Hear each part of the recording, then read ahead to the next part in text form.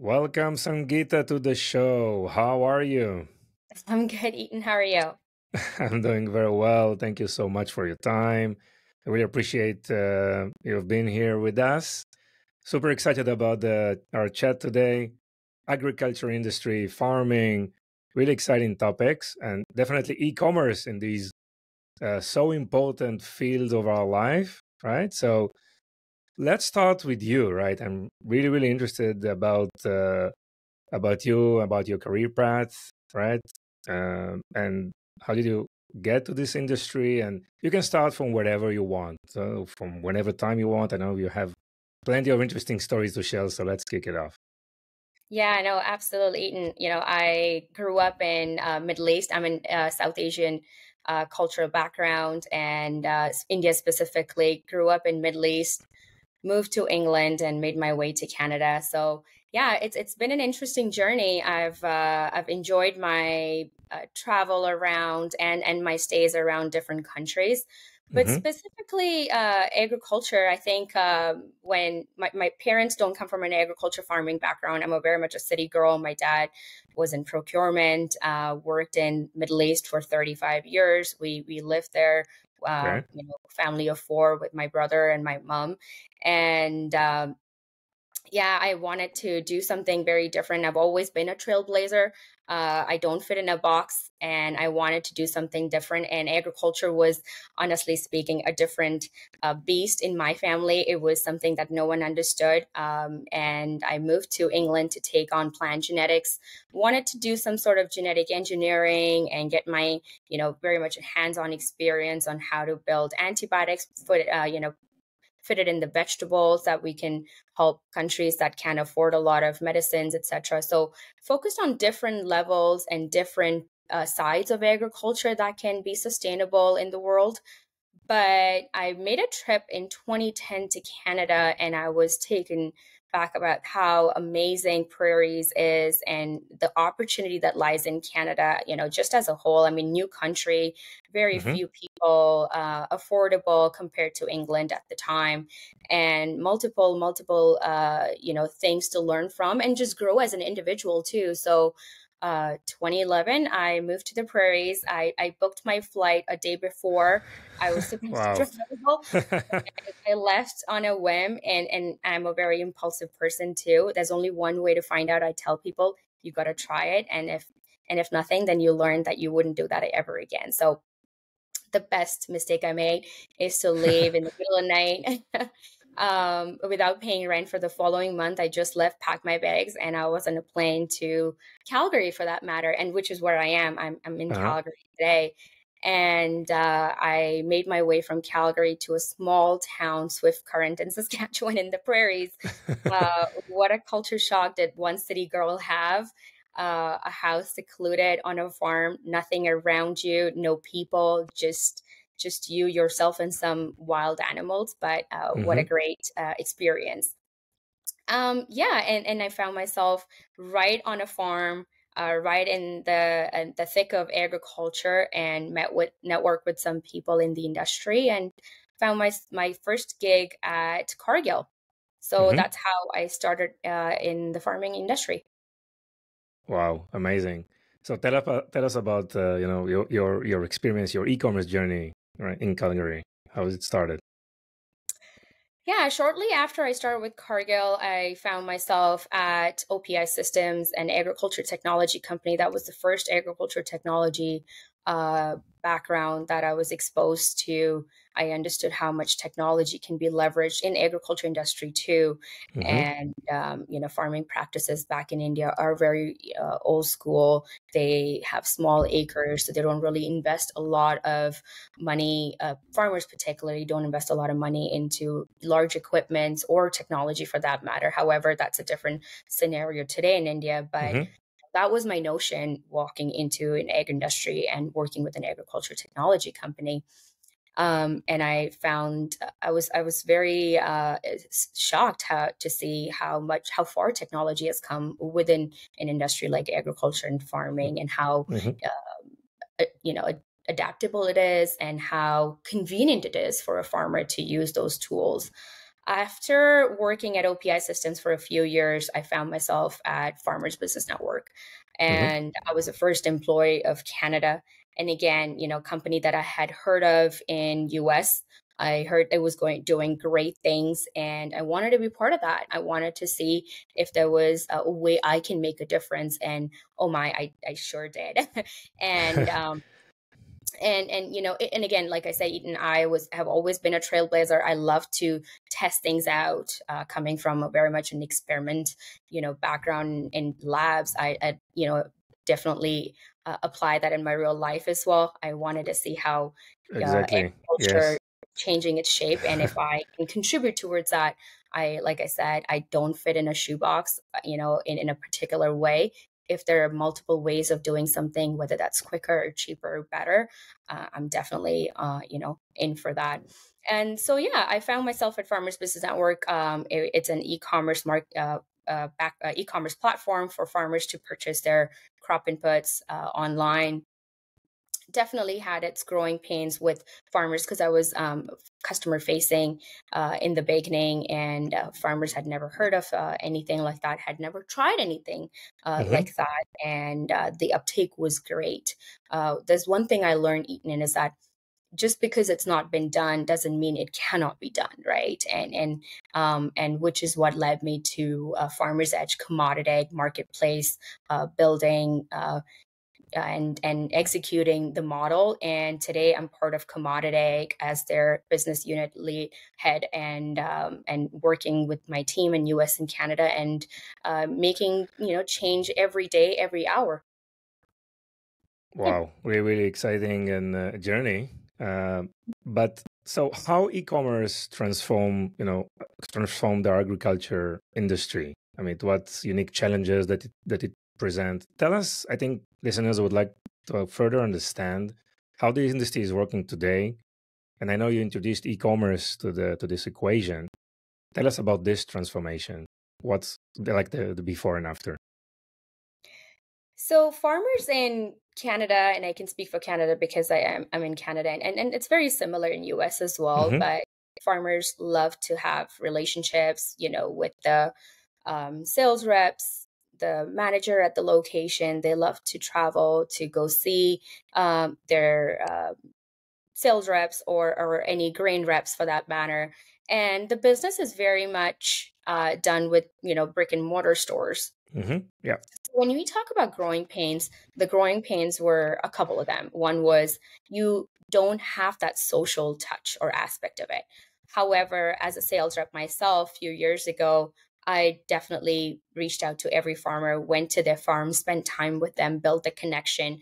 And I think it's not so much about the relationship as much as it is about trust, and trust Hmm. about the company that was coming into Canada, changing the landscape a little bit, taking the market share from the existing companies and the existing businesses. So the growing pains is not just with the customers in itself, but also how the brand is performing. Is this chemical something that we can use? Is this the brand that we can trust? Is this going to be available on my farm when I need it? Is this going to come in the size and the way I want to be able to apply it? So many challenges, from buying the crop inputs to actually using the crop inputs. So multiple challenges, but the model in itself proved very efficient. And I'd have to say farmers were astonished and pleasantly surprised on how that can also be applied, how e-commerce can be applied to agriculture. Yes, yes. So you operate a marketplace, correct? Yes. There is a name for this marketplace, by the way. What's the Yes, name? it's called CommoditAg. Yeah. CommoditAg. So exactly. So CommoditAg. Tell us about the stakeholders in the marketplace: buyers, sellers. I mean, how the transactions are being made on this marketplace. What is the business models around it? Yeah, so CommoditAg is available in Canada and available in US. So Hmm. CommoditAg just recently was launched in Canada, and you are facing, it's a very much a B2C marketplace, When you say e-commerce platform and when you say marketplace, what differentiates CommoditAg is that it's not just crop inputs. As a Hmm. farmer, you've purchased your glyphosate, your staples like diquat, glufosinate, paraquat, anything that you need on a regular basis or will be used predominantly, on the farm. These products are on the platform, but apart from those, what makes it a marketplace is that there is parts, equipment, machinery, there is storage, there is grain monitoring services. So you can look at, this platform as a holistic approach because Hmm. you've got different products and services that a farmer would need. So you as a farmer, if you were to go on and say, okay, what is the glyphosate price doing today? And then you realize, oh my God, I actually have an aerial applicator in my area that I didn't know about.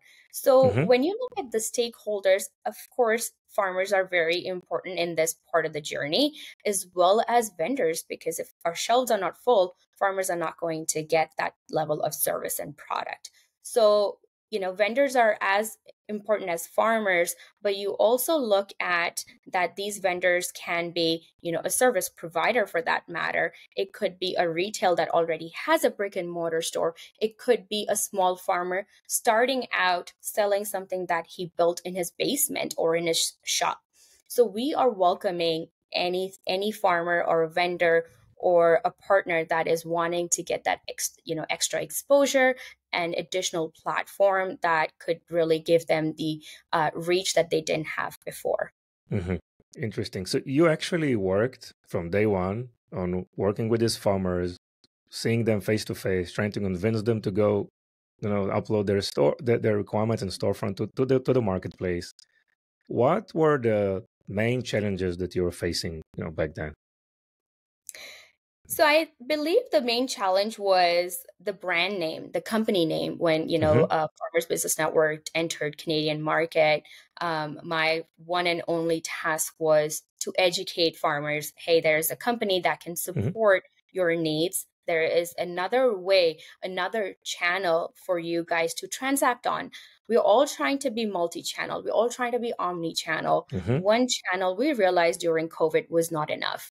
If we were buying our eggs and bread from one location, if it was shut, if it wasn't available, we had to find that second alternative or third alternative. For Yeah. sometimes there was just no access to these products. So the challenge in the beginning in 2017, what I faced in particular was reaching out to these growers, giving them 2 minute spiel on the phone, Hmm.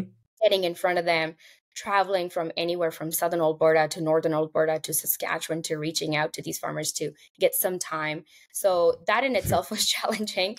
But at the same time, giving them an idea of what this channel is that they had never heard before. And I'm talking a lot of farmers that don't even have phones on their farm, don't have internet, don't Wow. Yeah.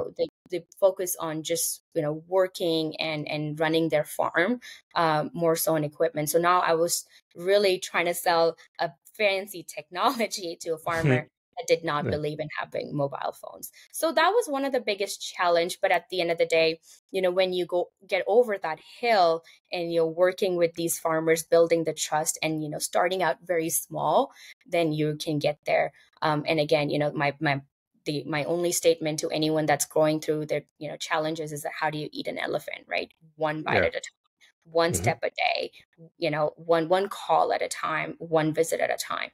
Yeah. Wow. Interesting. So the farmers are obviously the buyers in the platform. They are also having an opportunity to promote their goods on the platform. Like there is also a marketing initiatives that you implemented there. Yes, absolutely. So Hmm. farmers can, if farmers have a product that is related to farm, whether that is fixing a bin for that matter. I mean, I'm just making this up, but Okay. fixing a bin, fixing an equipment, definitely post your services because this is just a buy and sell channel. Really, Okay. that platform leverages small retailers to big retailers to promote their product. If there's a retailer that is long on some sort of product and you want to post it with us, absolutely. And the marketing options that you touched on, Eaton, is very much available for a vendor to promote their products with us, whether that is side banner, rotating banner, e-blasts, emails, and personalized mails out to the farm. So yeah, multiple options there. Yes, and these are like additional services that you can provide, right, for the suppliers to That's right. promote their goods. That's Okay. right. So if we take a look at the backend side, like supply chains, right? Suppliers are probably local suppliers, but also international supplying, right? So um, let's talk about the supply chain aspect. What do you see now in the industry, in your industry? Something has changed, with interest rate, with increased competition. What are the challenges around supply chains for operating such a platform? Yeah, with COVID, we realized a lot of supply chain, problems Hmm. and that it was disrupted. Really, it was very Yeah. disrupted. Lots of active ingredients, technical. All the products come from China. All the raw materials were coming from China, and Yeah. we realized that that was one channel. We can have all our eggs in one basket, and it was really Hmm. hard to fulfill most of the products, and not just by the company I work for or people I interacted with, but just in general, every supply chain was disrupted. And then once COVID had calmed down a little bit by 2020 December, we were running into Chinese New Year, we were running into New Year, we were running into Christmas time with shipping and heavy, expensive Hmm. logistical prices, right? So it was just such a aha moment, and it was like, okay, this is where we have a lot of inventory and we promote the products off season and Hmm. get farmers to purchase that well in advance so they have the product on the farm before they need to use it. And farmers really realize that too, that hey, if we have a better pricing for booking season or pre-season sales that we can take advantage of, that really reduces the load and the burden on in-season supply chain. And we realized that just not having China but also other countries like India, Malaysia, Italy, that have raw materials that can be leveraged for those products, and it could be Uh-huh. very much a better rate for that matter because they're new manufacturers too, or they could be used as a niche product or as a premium product to promote on your website. So multiple options that can be tested and tried with farmers, and those were some of those pieces that we tried.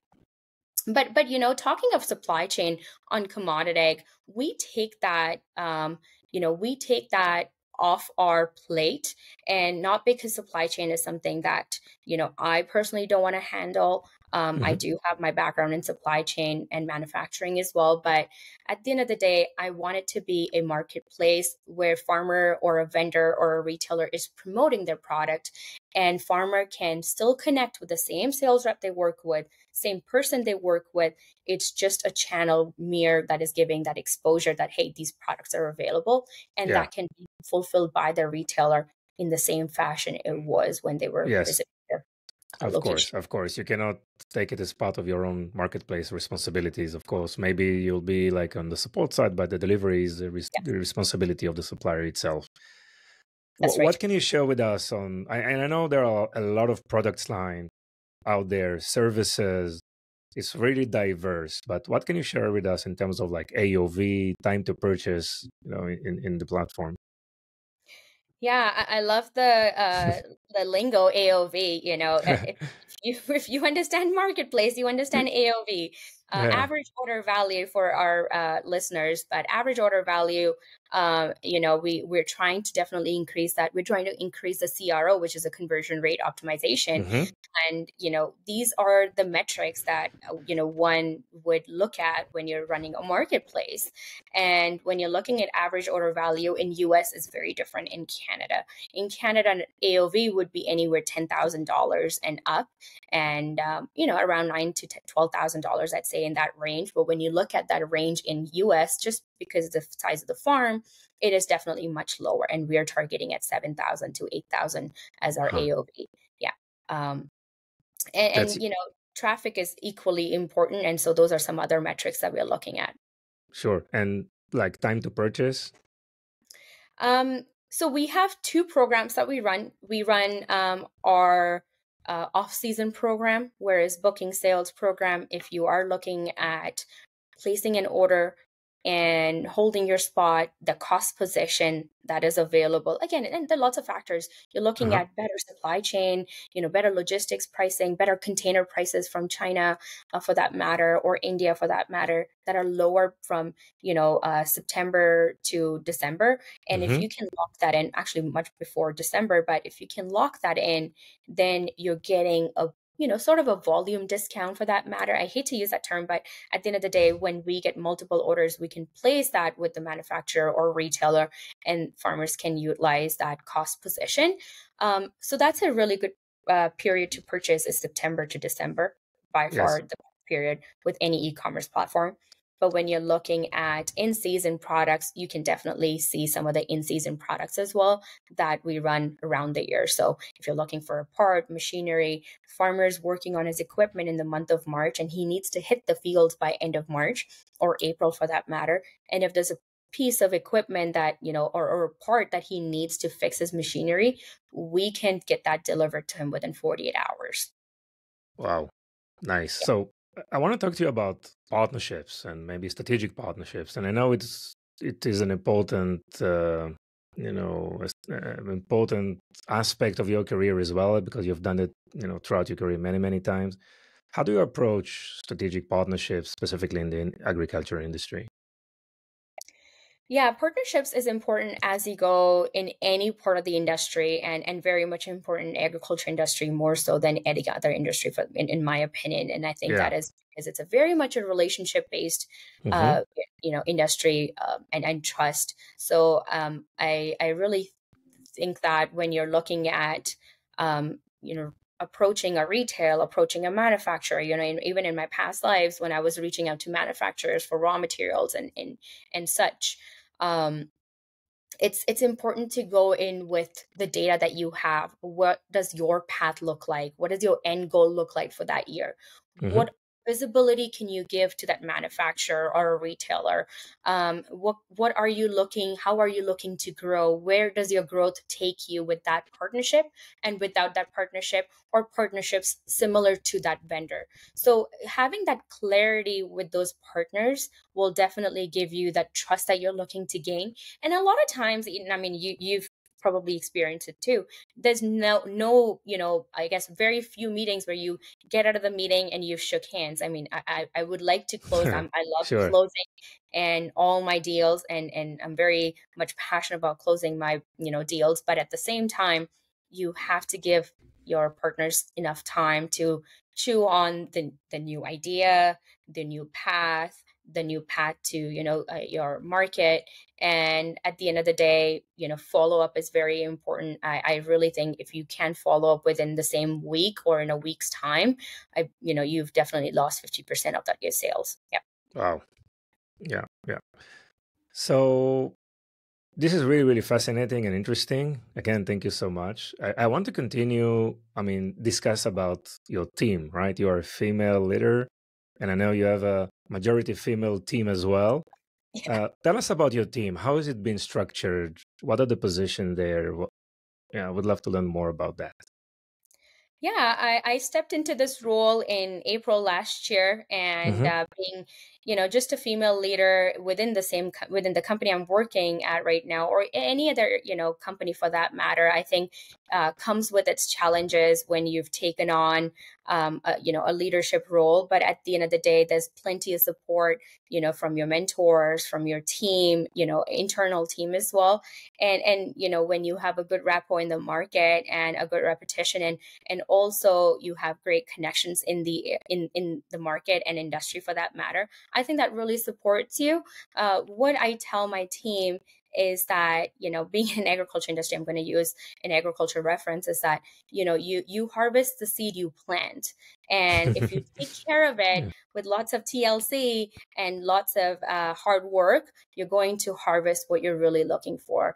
There's only one way to get a different result, is when you do something differently. If there's something that's not working out, try a different approach. That being said, I've got really good, talented team and very hardworking team, honestly, very, very hardworking team. I've got an operations specialist that is a whiz understanding how, logistics work, fulfillment hmm work, sales orders that come in, purchase orders that need to go out, has handled yeah, everything, from, that perspective, and very smart and a passionate individual, and a lady herself as well that is very hardworking, and is a mother too. So I really, appreciate all the hard work that an individual can put, and managing yeah, family as well.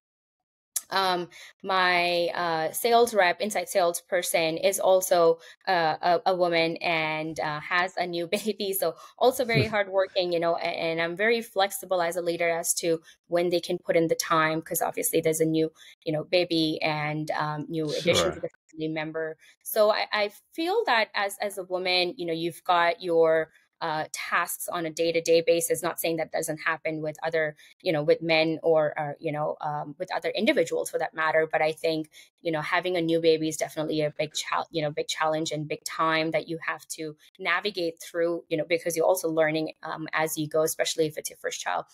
of course. But I have another leader, in my on my team. She is the marketplace development manager, very much business development oriented, reaching out to vendors, retailers, manufacturers, whoever she can connect with to hmm understand and build that network. And I also have a revenue manager, revenue operations manager. He comes with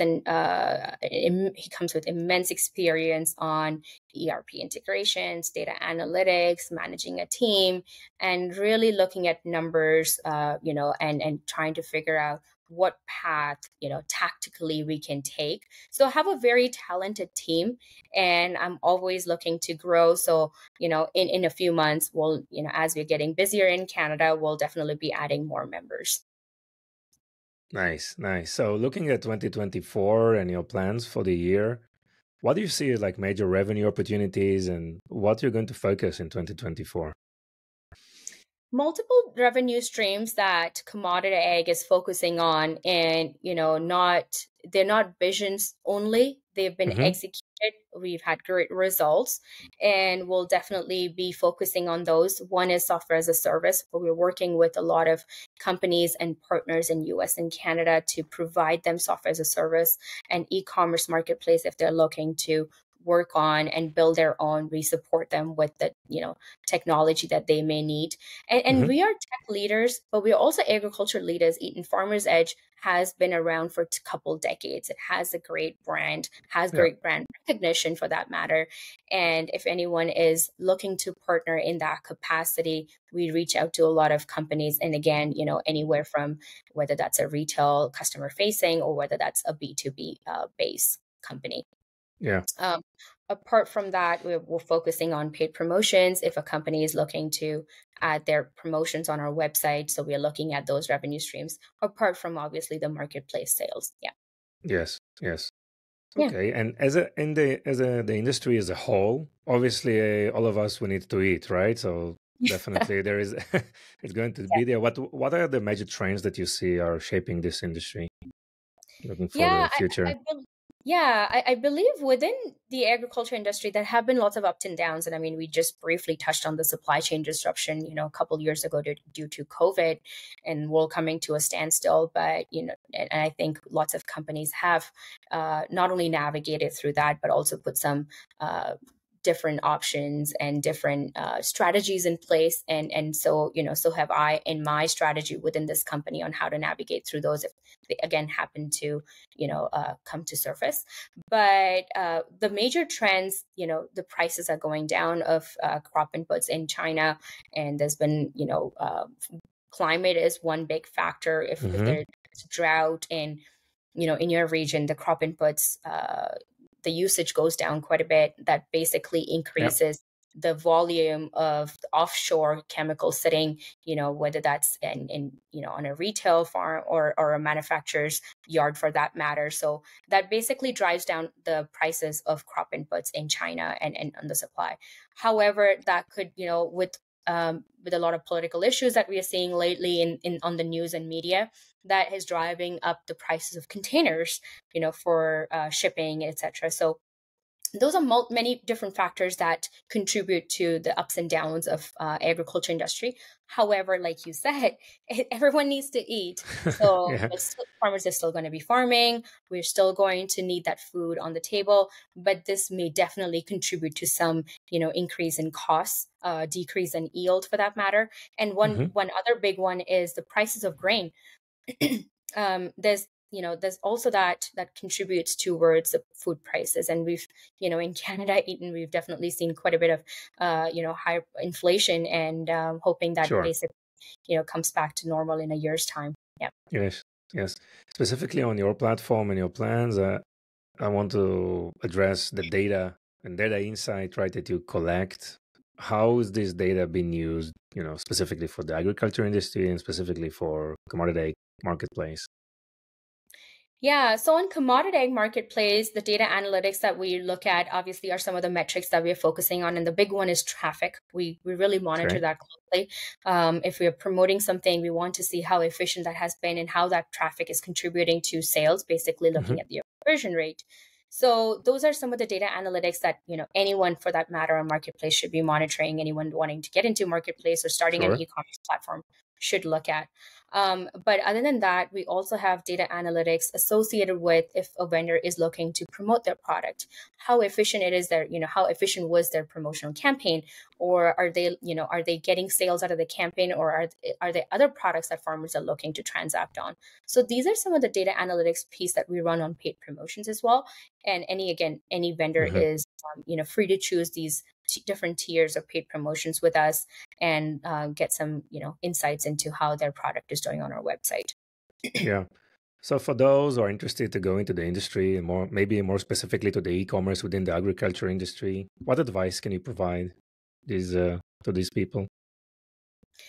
One thing I'd say is that it's where the market is going, where the consumer wants to go. Hmm. With COVID, I stepped out very little out of my house to go purchase something. If I have the ease of looking at the products, on my phone or my computer, definitely utilize that channel more than going into the store looking for Hmm. printing, driving all that distance.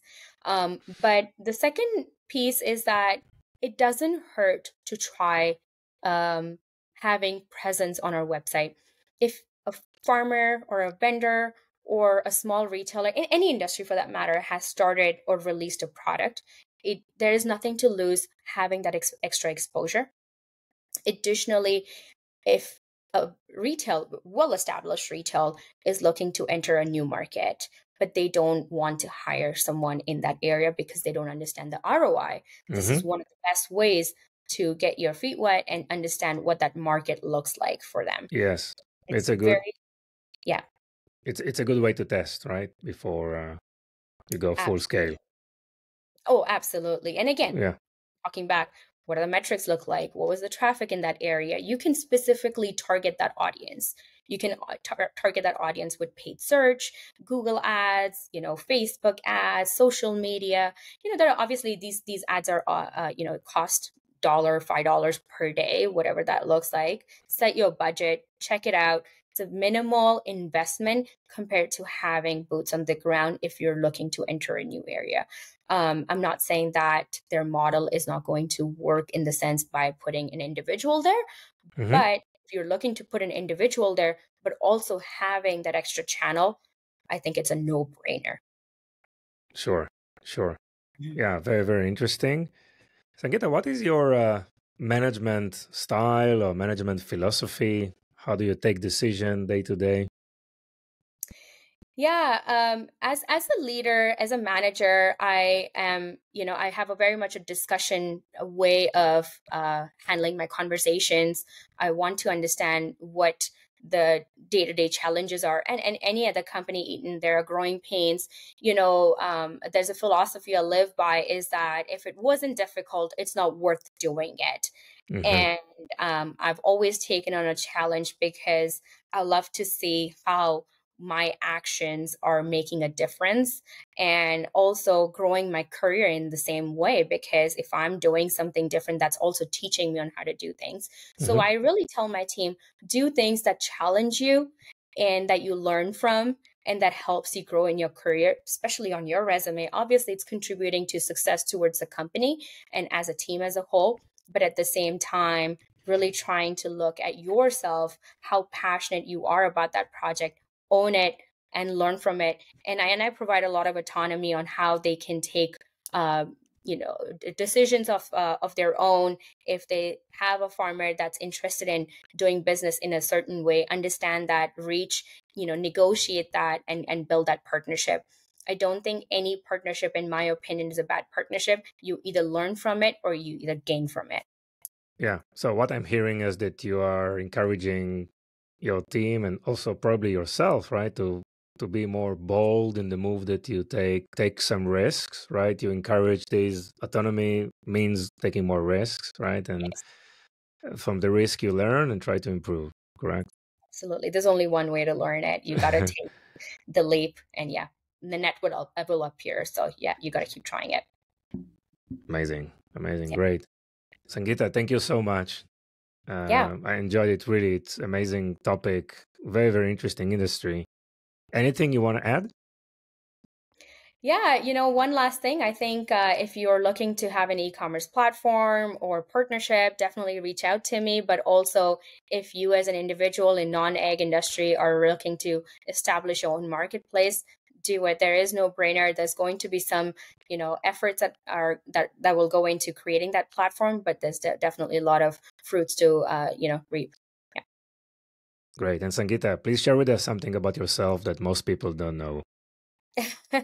I believe those that work with me and have been my leaders, they know I love traveling. I've been to Hmm. all 7 continents, and I've been to over 80 countries by myself. So Wow. I've been a solo traveler up until last year, but yeah, I've been to 80 countries and 7 continents. Yes. Amazing. Amazing. Thank you for sharing. Yeah. So where is the best place for people to find you? LinkedIn is great. Sangeeta Motwani. They can find me. My name is on the Hmm. screen, and yeah, reach out to me. See how we can partner. There might be some partnerships or some support that I may need. So yeah, feel free to reach out to me. Wonderful. Sangeeta, thank you so much again. It was really, really interesting. Thank you for your time. Absolutely. Thanks, Eden. Appreciate it. Bye bye. Please.